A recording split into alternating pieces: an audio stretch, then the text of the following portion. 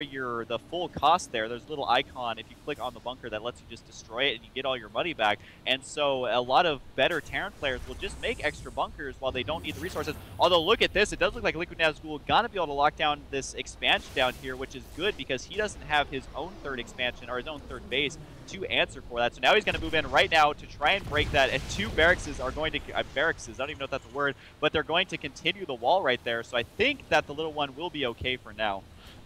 Yeah, that was almost psychic on Liquid Nazgul's part, going up to this expo as if he expected a command center to be there. And look at this command center kind of floating over like, I don't care, I'm going to even try to crush you guys. That would have been cool to see the command center land on those units, but ain't gonna happen. And of course, I do like Little One's response to seeing those units there, constructing 2 Raxes, which is of course going to further help his wall off. I really like this wall off, the traditional Terran style, even having some SCVs in the mix to repair the buildings should they get hurt. And look at this, a Warp Prism to the right of the map, and this Warp Prism has an Immortal and 2 Zealots.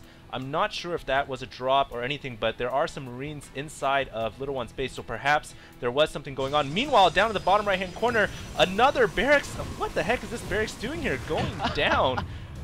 This game has a lot of action going on all around the map, and look, the Warp Prism, I'm going to let Husky take over because we might see some insane Warp Prism action in the Terran player's base. Oh no, he might lose it to all these Marines! Oh! They stim up and kill it! Man, those Marines just running in there, no problem taking that out.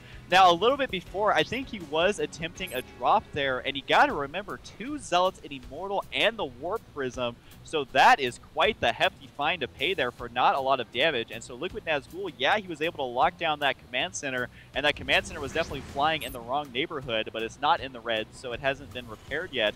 And like you said, just the barracks going down at that expansion of Liquid Nazgul, I think he was trying to delay the expansion, but nuclear missile, I have to say there is a nuclear missile in production right now.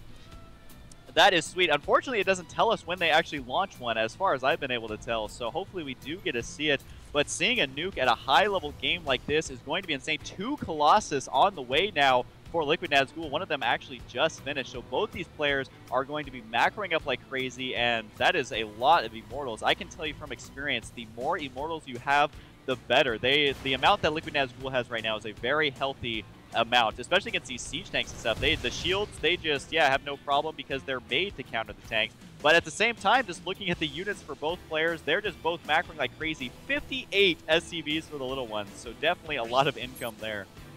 Yeah, totally. And in the engagement, when it inevitably happens, the Little One is going to have to focus his siege tanks on every other unit besides the Immortal, because if his siege tanks start shooting on the Immortals first, then that basically means they're almost useless. So it is going to require some micro when the big battle happens, and I think, Husky, we might be in store for a very long macro game as the Blue Protoss player Liquid Nazgul captures a gold expansion in the middle of the map, and that is going to put him at 4 base to the Terran's 3 base. Yeah, I was just thinking that the possibility of this being a long game is greatly increased just by the fact that the Little One is turtling like crazy. He was actually doing a little bit of harassment about not a minute ago, about 30 seconds ago, with one individual Reaper. So that just shows you that he's not really messing with the rest of his army, and the medvac was actually just healing that Reaper for a quick second. But there are still Reapers moving out around the map, and it looks like the Little One's actually taking another expansion of his own. But I do like how Liquid Nazgul is guarding the gold expansion and preventing the Little One from being able to take it while he takes his own. And look at this, we do have a dropship coming into the main of Liquid Nazgul's base. This dropship actually has a ghost inside it too, and keep in mind from the production tab earlier, there is a nuclear missile ready to launch, and the ghost going in first under the cover of the smoke, and a nuke going down on the Protoss player's base. It's going to be crucial. Can Liquid Nazgul find this nuke coming down in his main? Because if he doesn't, he's going to lose about 8 probes, maybe the Colossus, not the Colossus. The nuke is going to land. Boom! And now the Marines clean up duty coming out of the wet work from the smoke, and they are going to take out the robotics bay, which means no more Colossi for Liquid Nazgul, at least for a while. And now the dropship is going to have to retreat, get the Marines out of there, and wow, 5 Colossus. I'm not sure if that nuke was really that effective though, only killing off maybe 6 or 7 probes, but they have for now stopped all mining at the main base because Nazgul is a little bit scared after having a nuclear fallout in his main. I think that anytime you can get a nuke off anywhere on a map, it is absolutely worth it. Cost-wise, it may not have been, but being able to delay the Colossus for a little while now, I think that would make it pay for itself. As the Colossus count for Liquid Nazgul is pretty healthy right now, and for that to get pushed back a little bit longer, not very good. And the little one, I just got to say this again, I really like how he's turtling. He's actually making a battle cruiser right now. So not only is he ballsy enough to use nukes in the main of his opponent, but he is also going straight to battle cruisers. So the little one, man, he is, I don't even know what to say. He has another ghost made already. And did he just launch another nuke? Another nuke is coming down on the main army in the middle of the map, but the army is going to get out of there. So this nuke is probably, might even kill the ghosts. No, maybe not. The ghosts have a lot of health now. So, boom! I'm not sure if an EMP went off before the nuke went down, but apparently not. And look at this, another attack in the main. I did not realize this. I think another nuke might have went down. What the heck is going on? This is like nuclear warfare all over the world, and unfortunately, he is fighting a Protoss player, and they do not have the tactical arms to respond, at least not the same firepower.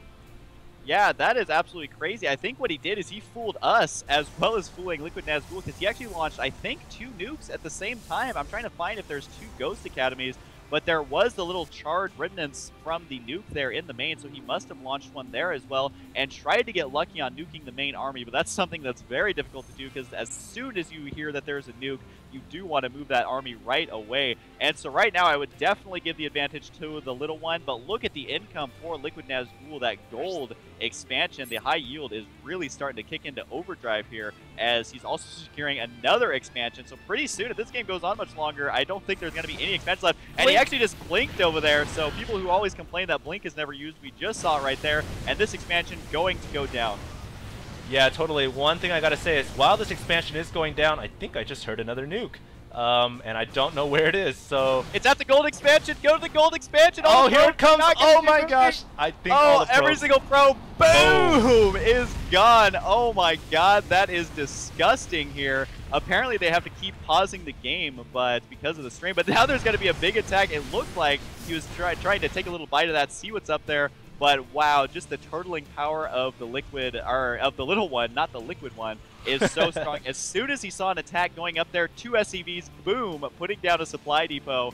So wow, I can't believe he lost every single probe though. Now if we look at the income, it got sliced in half essentially after that nuke. So nukes all over the place in this game. I'm getting nerd chills. I don't know about you. Definitely getting a little chilly in here, because there is a nuclear fallout winter occurring right now. About 5 nukes landing already, and even if they are not cost effective, which I'm not saying the last one was, because it definitely was, it's playing a psychological effect into Liquid Nazgul's mind right now, because he is scared. He's got 4 or 5 bases all over the map right now, the main, the natural, 3 expos, and that is tough when a nuke lands, because you have to check every single expansion for that little red dot, so it is very difficult. And right